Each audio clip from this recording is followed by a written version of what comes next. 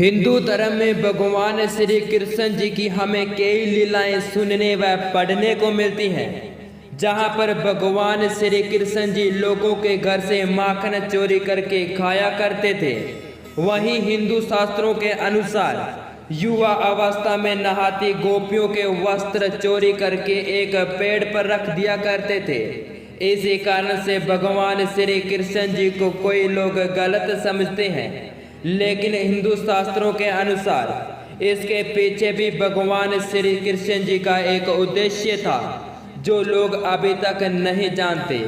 इस उद्देश्य से आपको पता चलेगा कि हमें नग्न अवस्था में क्यों नहीं नहाना चाहिए। पद्म पुराण के अनुसार एक बार गोपियां नदी में नहा रही थी। जैसे ही वह नहाकर बाहर निकलने की कोशिश करती हैं तो वह देखती हैं कि उनके वस्त्र उस स्थान पर नहीं हैं जिस स्थान पर उन्होंने रखे थे। फिर उनकी नज़र एक नदी के किनारे के पेड़ के ऊपर पड़ती है, जिस पर भगवान श्री कृष्ण जी बैठे हुए होते हैं।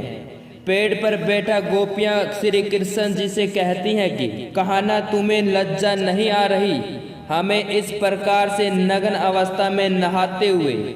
तो भगवान श्री कृष्ण जी बोलते हैं, मुझे भला लज्जा क्यों आएगी? लज्जा तो तुम्हें आनी चाहिए, आप बिना वस्त्र के नहा रही हो। यह बात सुनकर गोपियां भगवान श्री कृष्ण से कहती हैं कि हमसे गलती हो गई, हमें माफ कर दो।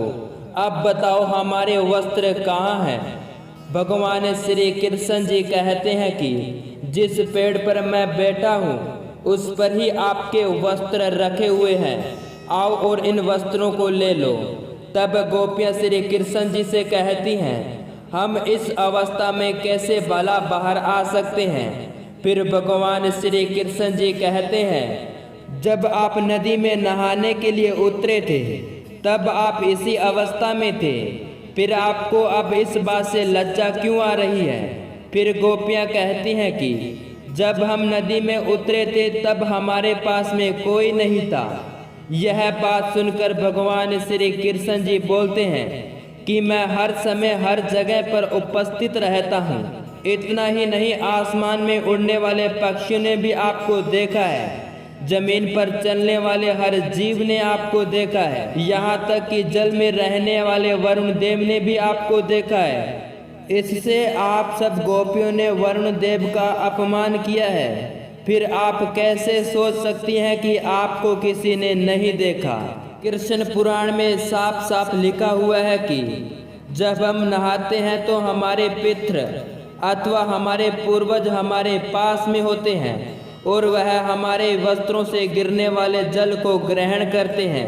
वरुण पुराण के अनुसार भी हमें बताया गया है कि हमें कभी भी नहाते वक्त अपने वस्त्र नहीं उतारने चाहिए।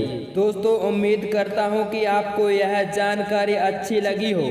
अगर अच्छी लगी हो तो हमारे इस वीडियो को लाइक ज़रूर करें।